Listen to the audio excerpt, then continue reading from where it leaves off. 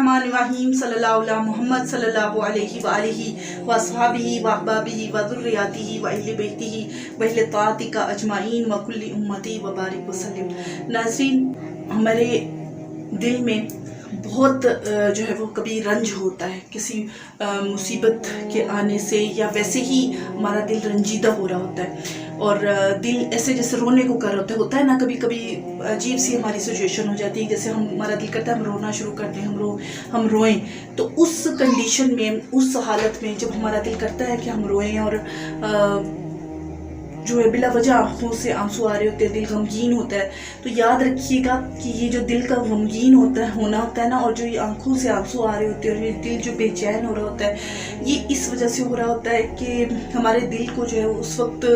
अल्लाह के ज़िक्र की ज़रूरत महसूस होती है। हमारा दिल जो है वो अल्लाह का ज़िक्र मांग रहा होता है, अल्लाह की याद मांग रहा होता है, अल्लाह को याद करने के लिए बेचैन हो रहा होता है, और वो ये चाह रहा होता है कि हम अपने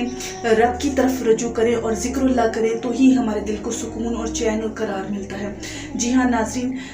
जब हम अपनी और किसी मसले या मसाइल या किसी और परेशानी से, ये वैसे ही यूँ ही दिल की घबराहट की वजह से गमगीन हो रहे होते हैं, तो उस वक्त जो गम की कैफियत हमारे दिल पर तारी होती है और हम जो है वो रंजीदा हो रहे होते हैं, हमारी दिल को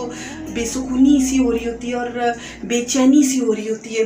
बेसुकूनी ना भी हो तो बेचैनी का एक आलम हमारे दिल के अंदर होता है, ऐसे जैसे सारा मौसम ये जो है वो बहुत रंजीदा है और यूँ ही हमारे दिल में तन्हाई और अजीब किस्म की कैफियत का हम शिकार होते हैं। तो उस वक्त याद रखिएगा कि हमारा दिल उस वक्त अल्लाह का ज़िक्र मांगता है,